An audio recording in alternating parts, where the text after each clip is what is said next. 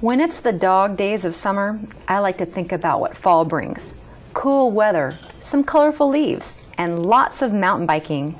I'm your host, Casey Jones, and today's guest has mountain biking all mapped out for you, literally. Find out about this awesome mountain biking website on today's episode of Keeping Up with Casey Jones.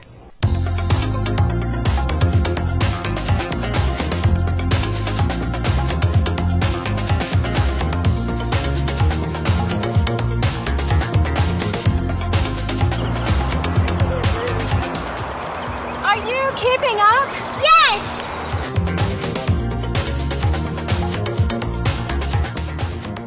Looking for a great new place to ride your mountain bike? Our guest today has created a website that you are going to love. Welcome George Wible, owner and creator of mountainbiketx.com, to our show. Thanks, George. Thank you. Well, you came all the way from San Antonio, and your website just spans all of Texas. But before we talk about the website, let's talk a little bit about you. Let's get to know you. Tell us a little bit about how did your love affair with bicycles start? Well, naturally, like most kids, you know, I had the BMX bike. I had a 5-speed bike when I was in Germany. My dad was in the military. But of course, nowadays you won't catch me riding a road bike. But that's beside the point. When I was deployed to Kuwait in 2000, we'd emailed some of the bike companies and asked them if they would send us bikes, thinking, you know, they may. And surprisingly, Huffy actually sent us 2 mountain bikes. Cool. So, you know, we're riding around in the desert, pedaling away, which, by the way, is not the easiest thing in the sand. Oh. So I got back, wound up getting a better bike, and been mountain biking off and on ever since. It wasn't actually until I came to Texas that I really got into mountain biking. And I'm curious about your riding in the desert in that kind of situation. Now, was that a recreational opportunity for you? Was that part of your work when you were doing that? They only sent us 2 bikes, so it was more, you know, whoever wanted to use it that day. So it was more recreational.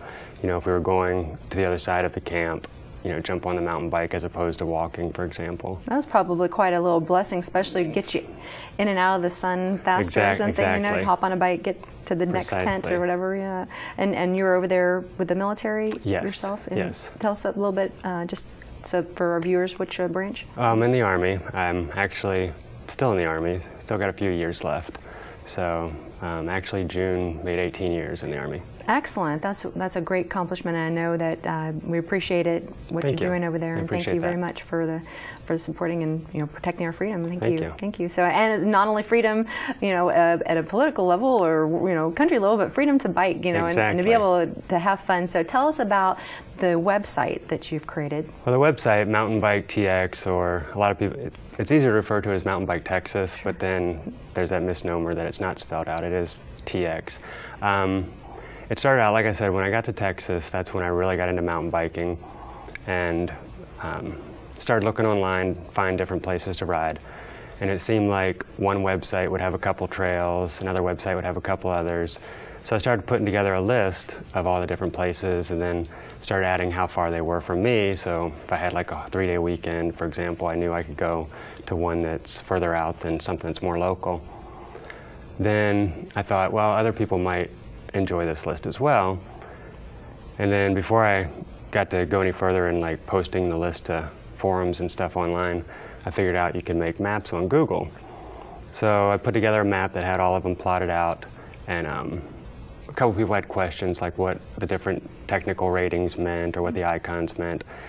And I had a personal website at the time and was going to put a couple pages that just kind of explained some of these things. Then next thing you know, it turned into a full-blown website. The original one was kind of amateur looking, and a couple people made it a point to point that out. So I learned a little bit more, and then that's what you have now is the current website.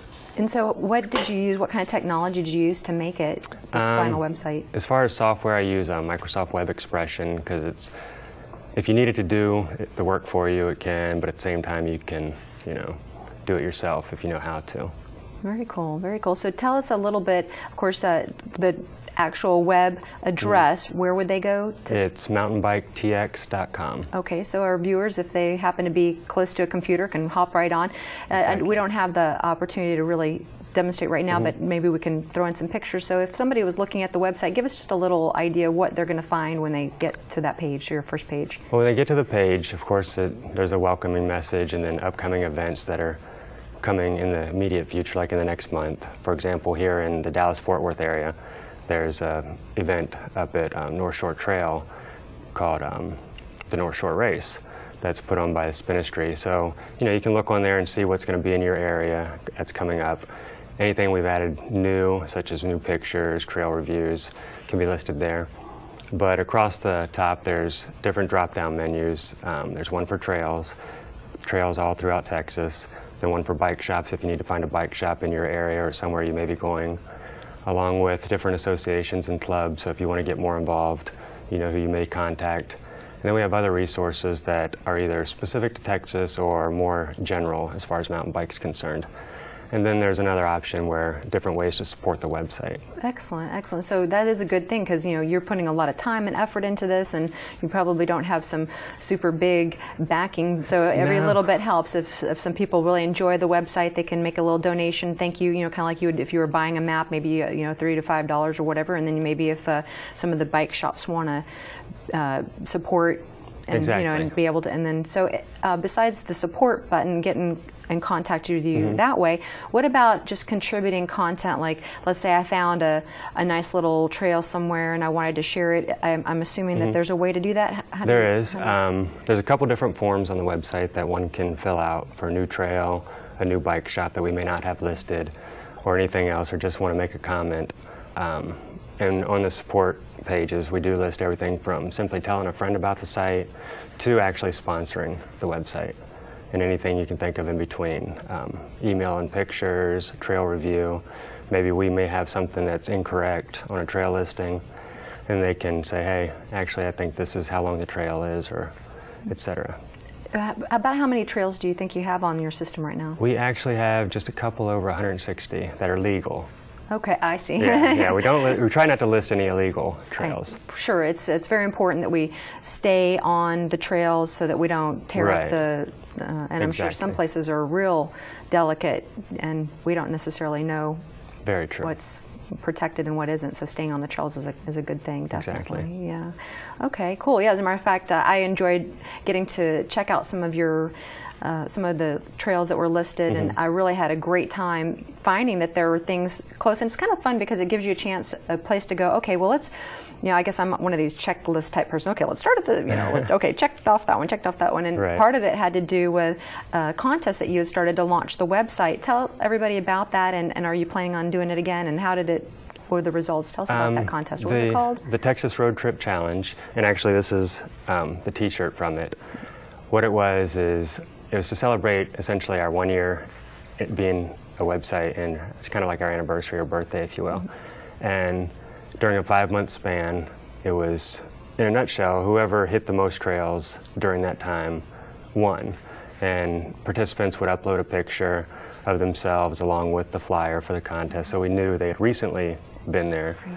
And then, I'd go in there and verify that the picture was where it was, and then again, whoever had the most trails was the winner. So who was the winner? How many trails did they have? The winner actually was Rick Buckley. He's part of the North Texas Mountain Bike Patrol here in the Dallas area, or the Dallas-Fort Worth area.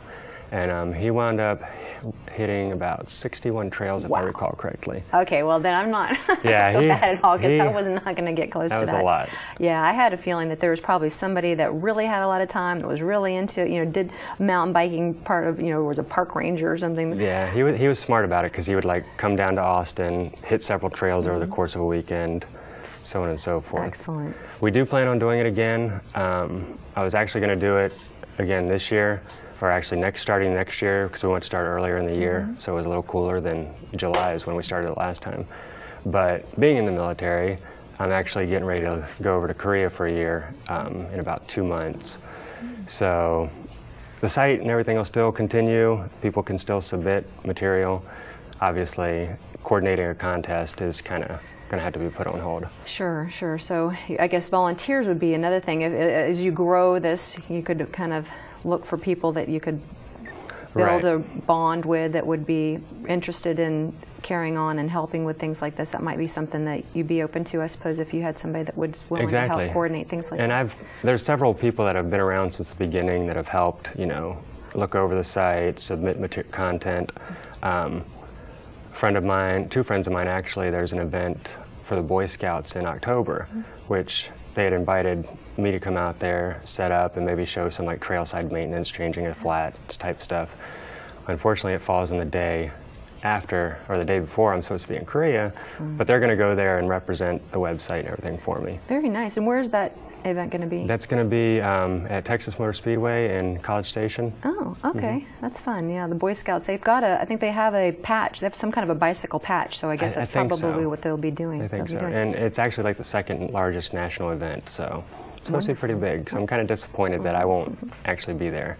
But and I guess that event's probably listed on your website. You were saying that some of these events are? Well, we tend to list only events that have mountain biking or are relevant to mountain bikers, such as trail building day or take a kid biking day, things like that. Things that are relevant to mountain bikers or is mountain bike specific. I see, and this is more of just a all-around Boy Scout, Boy Scout kind of event. Okay, I see. Very good, very good. So all our listeners need to make sure, or viewers need to make sure they get their information on there. Yes. Very cool. You know, you're mentioning Korea. That reminded me. I met this guy from South Korea. He was bicycling around the world. He rode his bike through here and then all the way. Yeah, he started off in California, rode all the way across, and you know, I hosted him in a couple of days. Didn't speak much English, but I thought, wow, that's really cool. So it'd be interesting to see what kind of bicycling experience you plan on doing some biking when you get there? Definitely. Because actually on the website under the resources is a page we have referred to as destinations that lists outside of Texas trails that either I've rode or if others have submitted trails. Such as right now there's a few out of New Mexico, Louisiana. So here in the near future, there will be ones listed from Korea as well. Excellent. Well, thank you for reminding me because this heat is chasing me out of town. I'm sorry, Texas. I love you. And I actually did a little bit of mountain biking last weekend. But this 100-degree weather, I decided that probably tomorrow I'm going to strap my bike on the back of the car and head to the mountains, get away. So I'll hopefully have some nice stories and pictures for a future show. But I'll take a look at your website and see what I can find, because I know sometimes those ski resorts will have things where you can ride your, they'll haul your bike up for you. So you don't have to mountain bike up the mountain. You get to just have the fun of coming down. Yeah, they've got one actually in Albuquerque, as a matter of fact. Okay. Well, I'm going to check that website out for sure. Okay. And we'll check the website out. And as a matter of fact, you might want to take this break to go to your computer and check out the website. And then we'll be right back to talk about some more interesting things with George. Thanks for watching. Stay tuned. It's a beautiful day in this neighborhood, a beautiful day for a neighbor. Would you be mine? Could you be mine? It's a neighborly day in this beauty wood, a neighborly day for a beauty. Would you be mine? Please won't you be my neighbor?